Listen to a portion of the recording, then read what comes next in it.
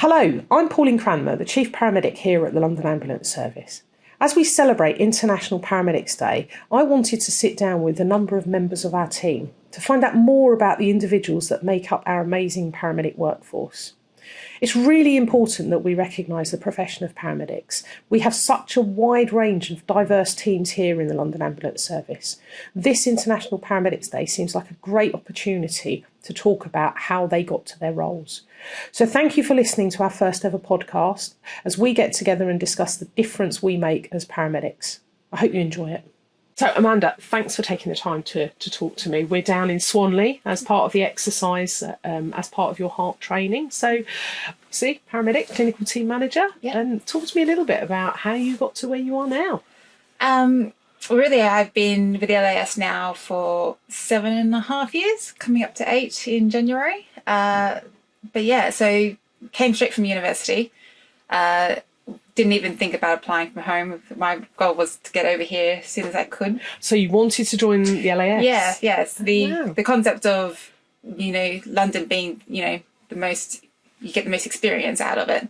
That's where I wanted to go, where you could develop yourself quite quickly, which is how I probably came into my position now. So yes, joined before the NQP process started. So I was in that transitional phase with LAS, bringing in that new qualified program in for new paramedics. Yes.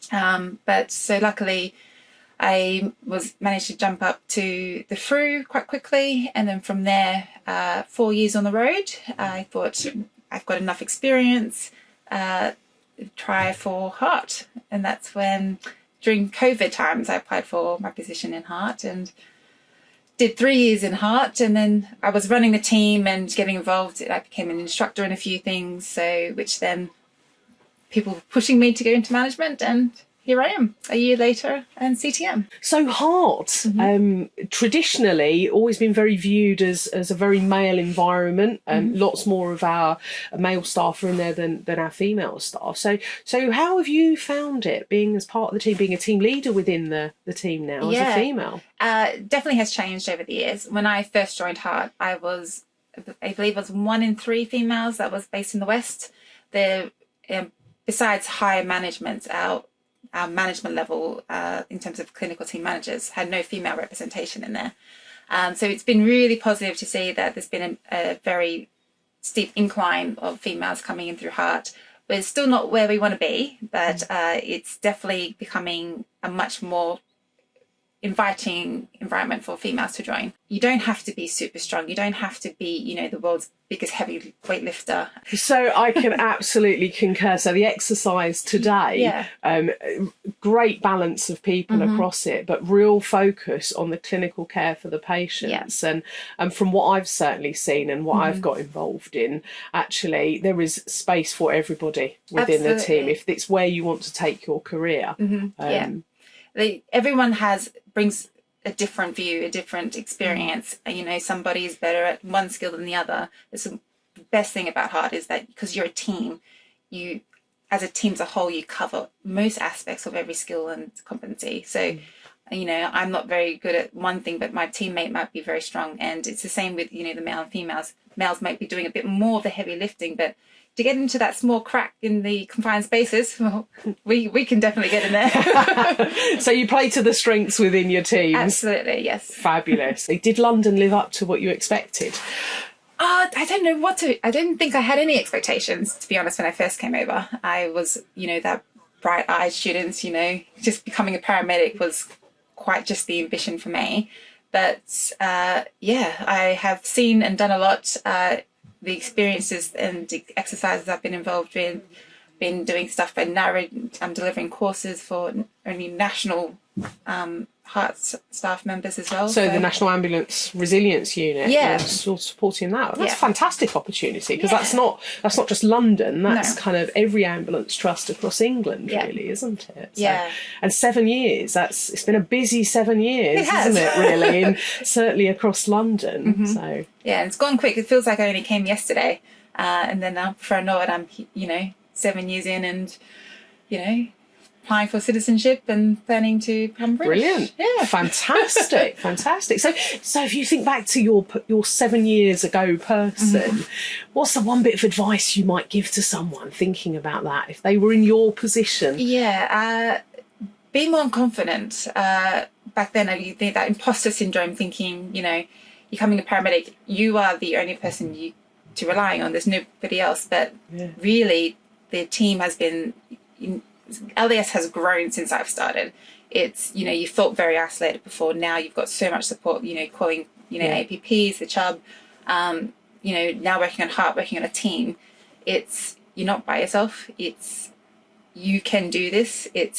You develop as you learn so much on the job, and the experiences you're going to have, it's going to be fantastic. So just go for it, really, is what I would say to myself. So your advice to your 7 years ago person is believe in yourself and go for it for what you want to do. Yeah, absolutely. Brilliant. Amanda, thank you. You're welcome.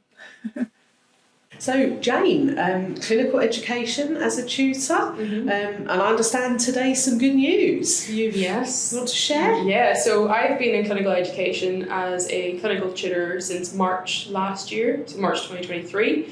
As of about 1 hour ago, I just had results back from the university that I have been successful with my level 7 PGCME. So great news. So so that must have been a busy year then. Yeah. New role, getting your qualification. Well, congratulations. Oh, thank you very much. It's been a lot of new, learning new things and juggling a lot of different things whilst obviously trying to get university, completed. So it's been. So you're now a qualified clinical educator? Yes, yeah. So That's it's very, very exciting. I'm very, very pleased with, the outcome. So happy, so over the moon with that there. So big relief, really. So all that stress has now kind of been worth it, really. Yeah. That is, because it's a lot, and you do that on top of your role. So I know a lot of what you do in your role kind of goes towards supporting getting that qualification. Yeah, but absolutely. you ultimately still have to complete all of the assignments and the pieces of work that go along with it. Yeah. So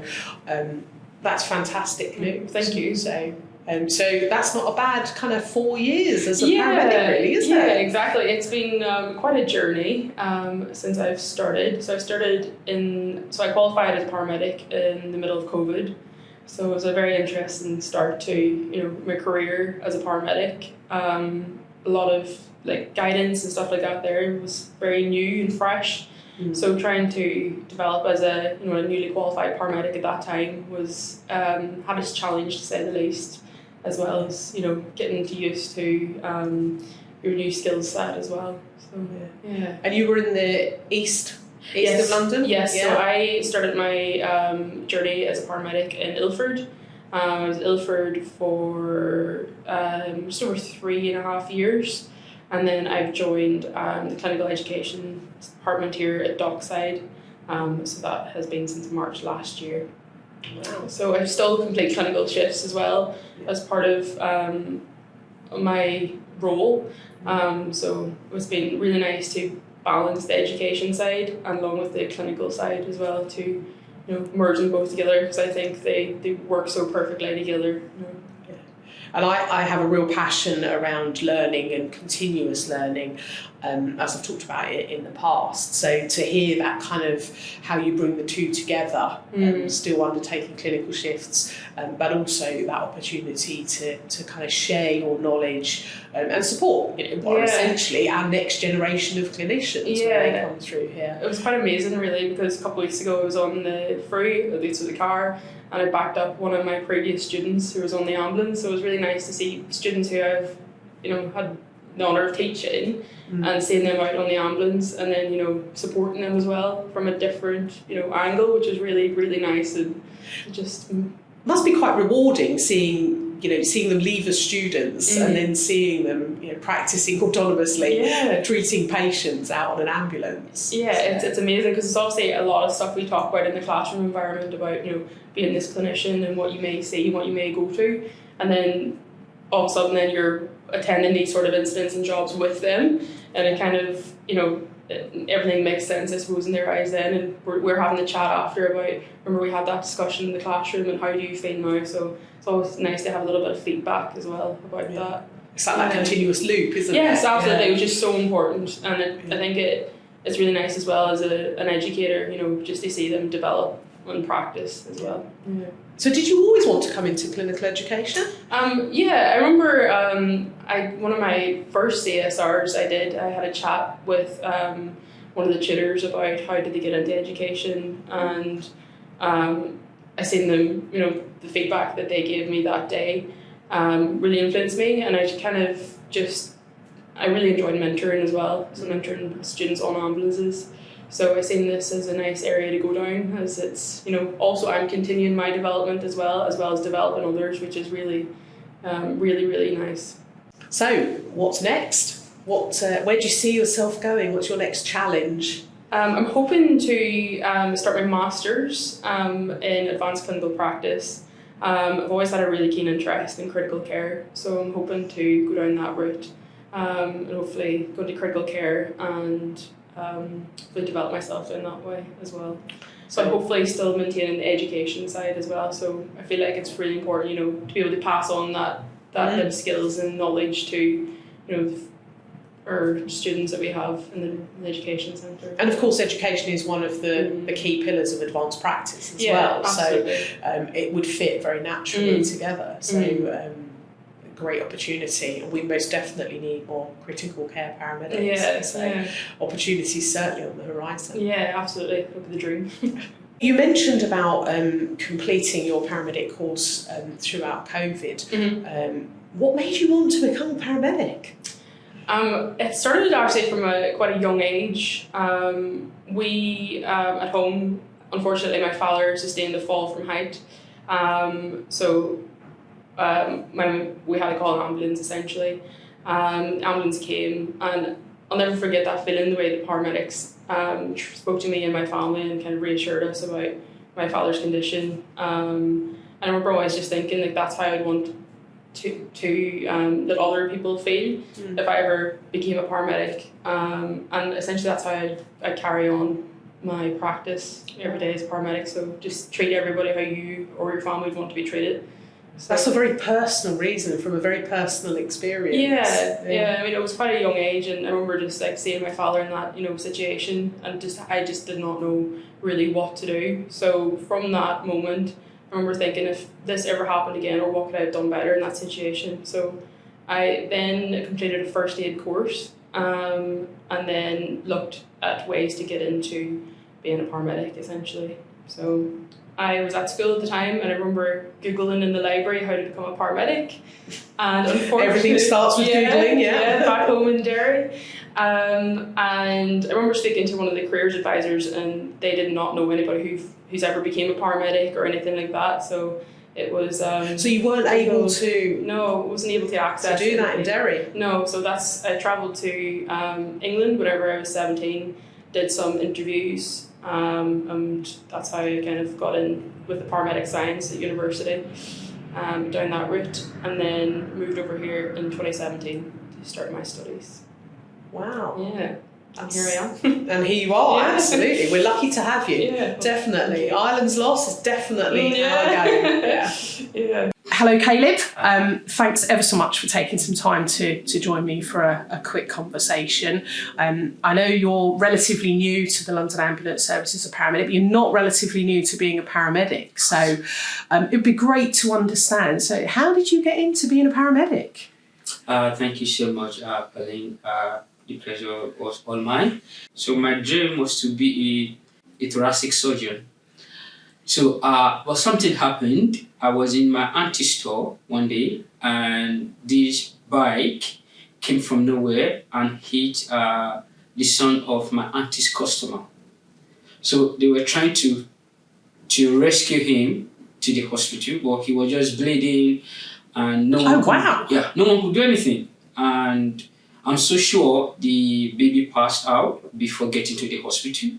So getting to the hospital, they pronounced him dead. And I was like, okay, there should be something between the scene and the hospital. Yeah. So I put my phone, I'll just type in whatever I can lay my hands on, and I saw paramedic. And I'm like, okay, what did they do? So I started having research, and I started looking at schools in my country that is into paramedic.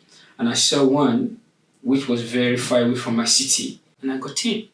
Wow. And ever since then, it has been like, okay, yes, this is what I really want to do. I want to be where it's happening, because I believe if something could have been done, the kid would have still been alive to this point. But unfortunately, the kid is not. So that was my motive, and that's the thing that's still driving me up to this moment to be the best version of myself.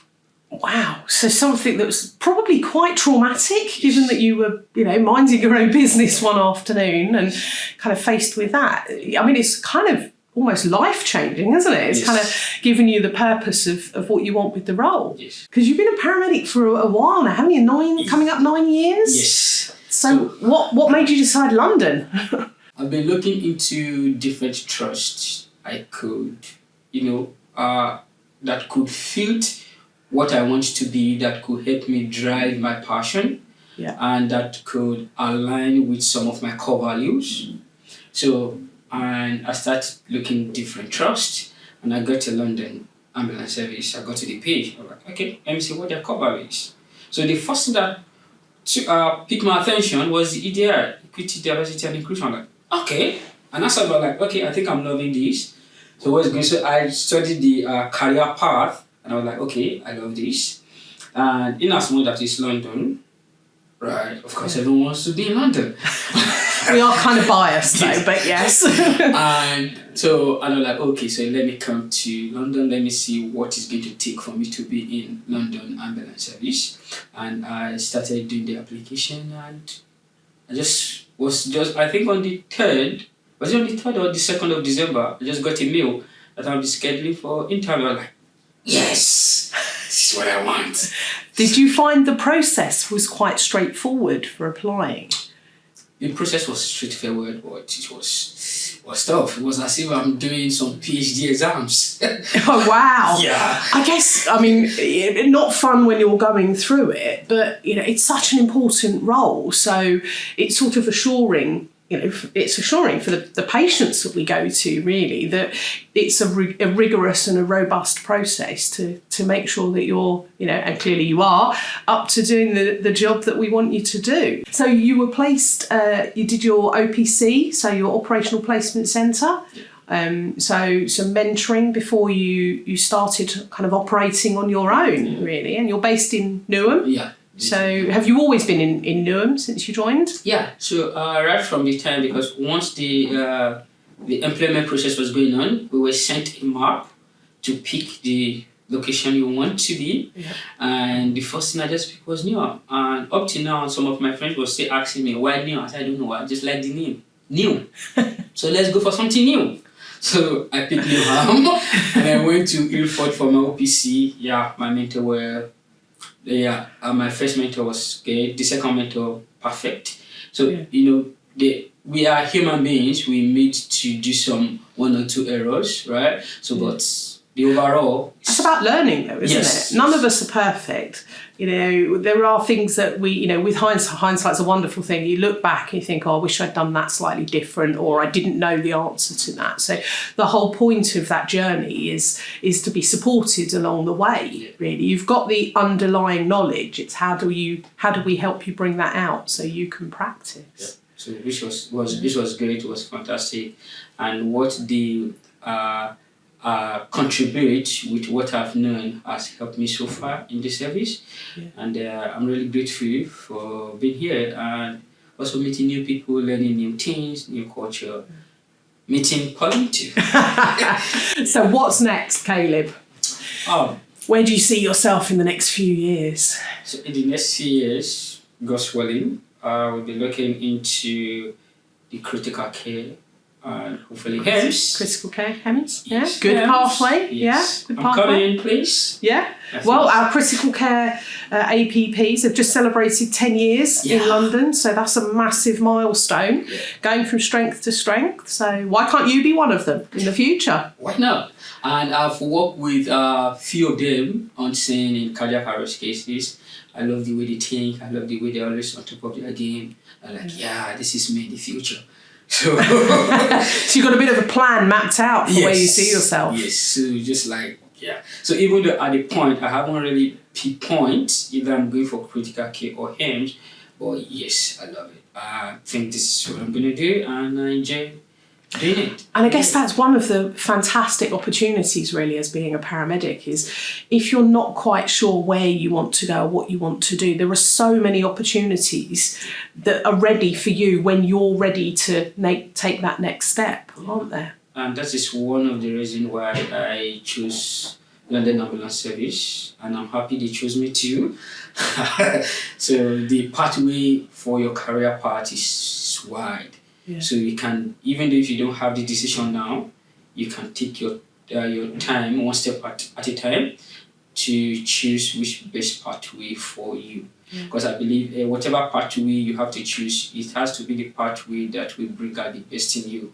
And we know at the end of the day, the goal is to make sure the patient has the best care possible. Yeah. So, which is the goal. Absolutely, because we are here for patient care. Caleb, we're really lucky to have you, and I think you've got a very bright future ahead of you. The pleasure is all mine to be here. So Kaya, lovely to meet you. You've been with us for a while now, haven't you? Kind of 8 years, is it? Yeah. Thanks for having me, Pauline. So what made you choose London? I was at university in Brisbane, and actually the London Ambulance Service came and did a lecture at our university before we graduated, trying to recruit paramedics over to London. So me and my friends just thought it was a great opportunity to travel the world, you know?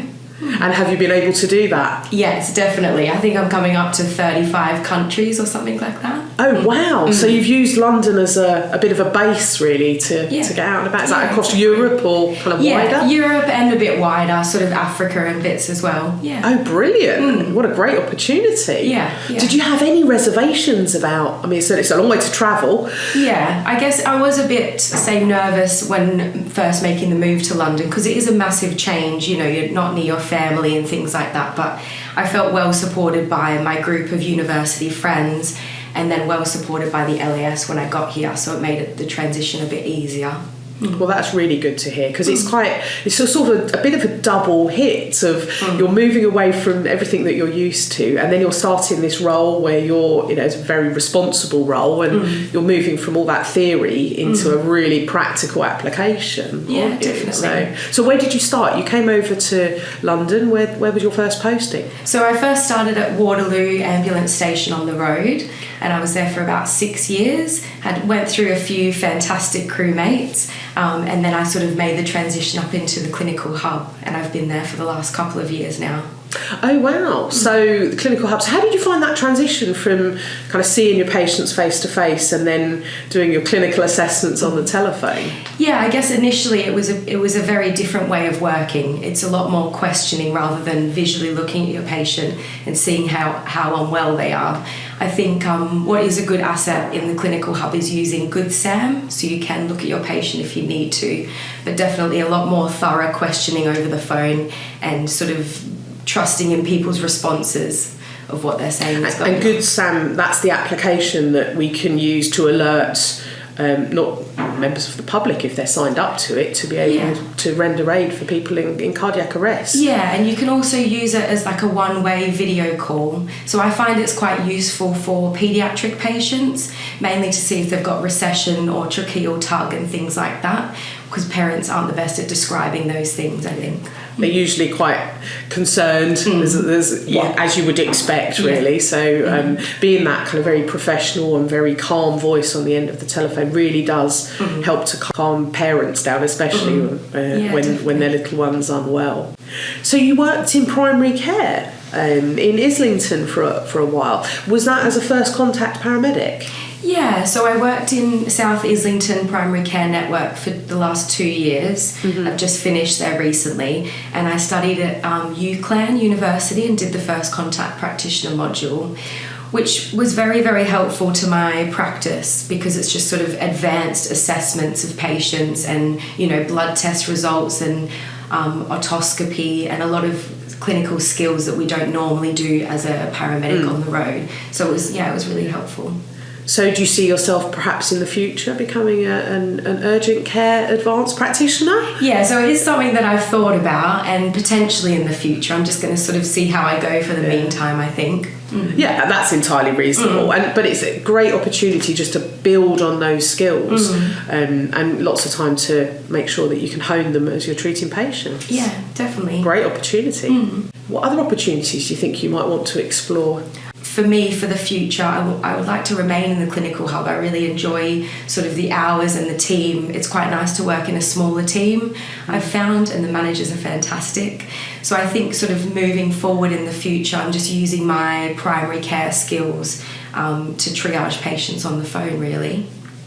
Fantastic. So obviously over the last few months we've slightly changed the model that we have within the clinical hub. So you're working much closer to the dispatch teams, so being able to work with those teams of emergency dispatchers in who they dispatch ambulances to, and obviously being able to clinically assess patients as well. How have you found that? Yeah, that's been really good, because if you speak to a patient and you're really, really concerned about them, but there's still a category 2 response, you can speak to the dispatcher and just say, look, have we got a FRU? Have we got anyone else we can send to this, because I'm really worried. It's nice working in a team sort of integrated together rather than just clinical hub and dispatchers. So I found it really helpful. Yeah, and absolutely, because sometimes what the patient looks like they're presenting on the screen is very different from when you've actually had a conversation with them, you've done an assessment, and you can differentiate their needs there. Which is great. I think it's really invaluable, the input that paramedics have on the phone, because the call takers have to go through their set questions, and someone might get a category 3 response, but actually, when we speak to them, they're quite unwell and we can upgrade them. And also, if the call taker gets a call and they're not sure about it, they can just flag it and send it straight to us, and we can sort of finish the triage and upgrade them as we feel necessary, which has been great. So it really demonstrates a level of safety for patients. So you can do an enhanced assessment if you're concerned, can't you? So definitely. So outside of being on an ambulance and working in the clinical hub, where's next? Yeah, so to be completely honest, I think I'll probably be heading back to Australia soon. It's been a fantastic time with LAS, but I think, coming up to 10 years, I think it's the right move to go back to Oz. I've got a nursing and paramedicine degree, so I'm hoping when I go back to Australia I can maybe get into the nursing side of things, maybe primary care. The emergency care has been great, but I think it would be good to make a move and try something new. That sounds entirely reasonable. Much as we'd love you to stay, the opportunity to use the skills and the knowledge that you've gained to take your career in the direction you want to is fantastic. And that is what it's all about, being a paramedic, gaining those skills, gaining that knowledge and that experience, and then deciding where you want to take your career. Never say never. You might find yourself coming back to England to continue your career. You never know. Exactly. Who knows? Who knows?